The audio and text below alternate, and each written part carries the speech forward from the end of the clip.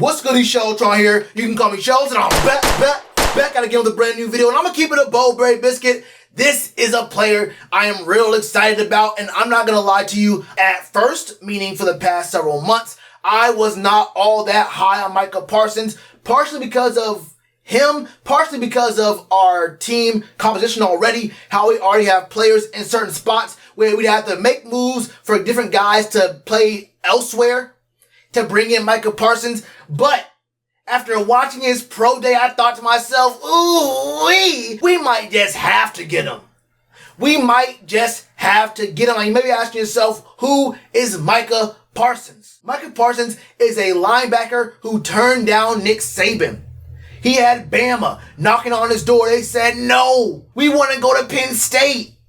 We want to go to Penn State. He's 6'3", about 250. The man is strong. He's fast. He can play in coverage. He can play a little bit of man, but you don't really want to play man at all, honestly. He plays so much better as a zone kind of threat. But the biggest thing is, he is not just a coverage off-ball kind of linebacker. He also has very strong blitzing potential. He's a very secure tackler. And I don't just mean that this man does not miss tackles. I mean, he has great technique. He wraps up the ball carrier, drives them to the ground, and gets them there and makes sure there is no shot that they break his tackles. Micah Parsons is a monster. He works well at either middle linebacker or even the weak side linebacker in a 4-3, but he can also work really good in a 3-4, being one of the two inside linebackers. And that's really good for the Panthers because this upcoming season may be a repeat of what we saw last year from Phil Snow's defense, a mix of 50-50, 3-man front, 4-man front. You may see us in 4-3, might see us in nickel, might see us in 3-4, might even see us in 3-3-5 from time to time. So we have a situation here where Micah Parsons can play the outside, can play the inside. With Micah Parsons, though, there are a few questions. I'll get to those questions here in a little bit later on in the video because I need to speak on, one, this man's numbers, and two, this man's numbers at his pro day. But first, the first number you have to understand is 0. As in, Micah Parsons played 0 games, had 0 stats in the year of our Lord 2020 because he opted out. Now, usually I have not a problem with guys opting out, but it does make me think about, okay, football is a what have you done for me lately kind of game, and it's real hard to evaluate how guys are going to be after a full year off of playing football. Now look, it's real easy to train, run, keep your speed and your strength up, but everyone knows the only way to prepare for playing football is by actually playing football. But there are some dudes who are so elite that you kind of have to overlook that to a certain degree. Would I have liked to see Micah Parsons play this past season? Of course. Of course I would have. But Micah Parsons is so damn good that him taking a year off, he'll catch right back up so quick it'll make your head spin. In 2019, he played in 13 games, had 109 tackles, 14 for a loss, 5 sacks. I think he had, 4 or 5 passes deflected, and also recovered a fumble. Forced 4 fumbles. This is a guy who can get to the ball, whether it's in the ball carrier's hand or if it's in the air. He will rush to the ball, and he has such great range. He's so fast that he can get from sideline to sideline like this right there. Look, Micah Parsons is a dude who just about every team that does not have an established front 7 really wants to have on their team because, like I mentioned before, he is not just a guy who's a run stopper. He's very good in coverage, and I don't want to call him a tight end killer because he's not that, but he can hang with most tight ends, and that was another big problem this team has had for, I want to say last year, but honestly, for a while now. We haven't had guys who can just shut down tight ends. I love Jeremy Chinn. He's going to be a monster real soon. He had a very great first year. I think he should have been Rookie of the Year, honestly. He has no business ever looking at a tight end.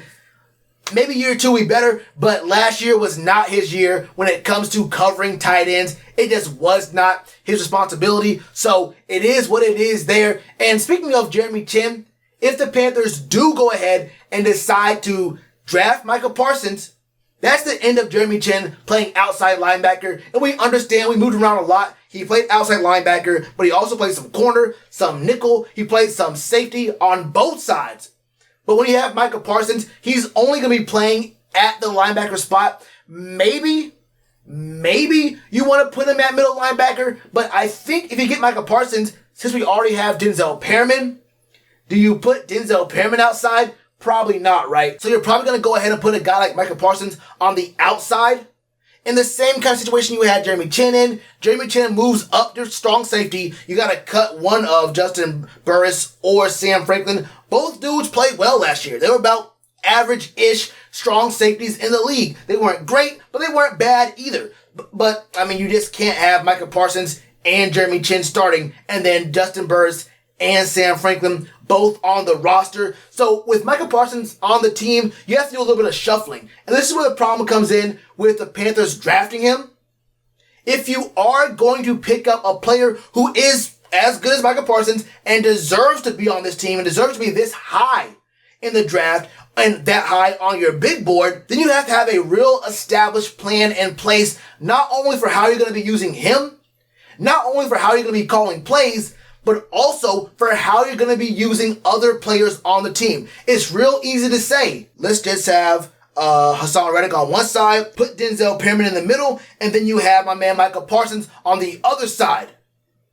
Well, where's the guy getting paid $13.5 million a year gonna be playing? You can't just leave Shaq Thompson out. That is bad business, right? So my only message to the Panthers is, if you are going to pick up Micah Parsons, you need to have a very clear, concrete, and easily executable plan for how you're going to have these guys positioned, what their snap count's going to be, and how you're going to actually utilize these players, because Micah Parsons is worth picking up at number 8. But you need to have some kind of strategy to use these other dudes, because you didn't sign Haason Reddick to not play. Denzel Perryman, he's a good middle linebacker. I'd be cool with that. Now, unless you are going 3-4, then if you're going mostly 3-4, then it's all bets are off. You can go ahead and rock like that. But if you do have Haason Reddick and you do have my man Micah Parsons, then that means you really can't move Jeremy Chinn around like you used to. He can play safety, maybe play the slot a little bit, but outside of that, you're not really able to move him down to a linebacker spot. You can move him into the box, but he's still going to be a strong safety playing inside the box. He has less flexibility, and I think that was one of his strengths, being able to play so many different roles. If the Panthers want Micah Parsons, you have to be smart about how you're going to use him and what players play where. Now, it will be real easy. I keep saying it. It'll be real easy to say the odd man out of Shaq Thompson. Well, you're going to have to trade him. You have to trade Shaq Thompson, or he's going to be on the sideline collecting checks while other dudes play. And that's not how you want to run your business, especially since you just paid him. He's only gone through year 1 of 4 in his contract, so we got to figure something out on that front. But one last number I want to throw at y'all, because, ooh-wee, it's a beautiful, beautiful number. Micah Parsons ran a 4.39 40 at his pro day. And again, this is why you have to go through it. Micah Parsons now running his 40. That looks like a strong time as well.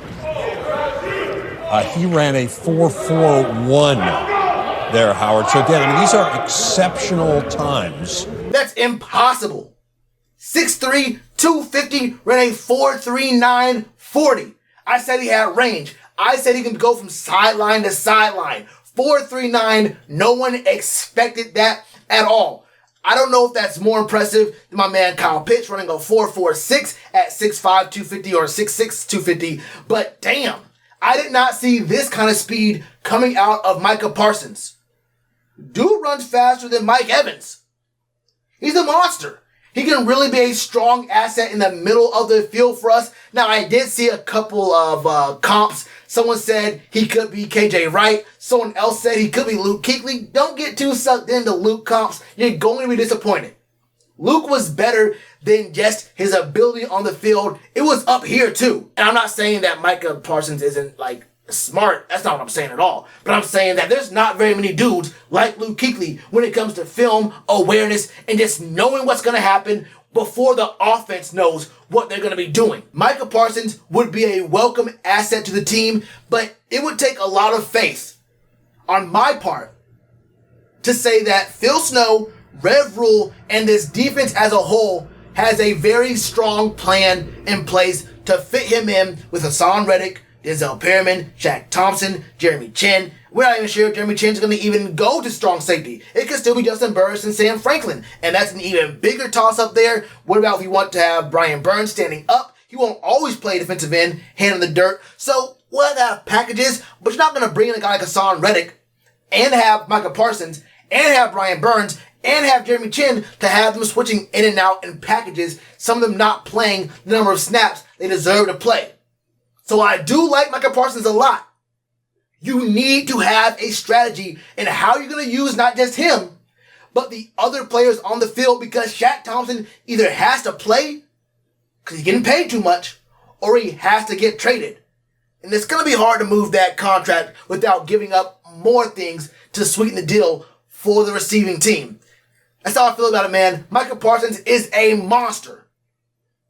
This guy know how to use him and the other folk on the Panthers. That's how I feel about my dudes. How do y'all feel about Micah Parsons, his time, his speed, his numbers, what he can do for this team? Let me know all your thoughts in the comments below. And you already know to do with that like button. Cheers to you, appreciate the chance. Been told y'all I been the man. Been told y'all I had the gift. Tell a friend to tell a friend. Real ones gonna recommend. Count this as another win.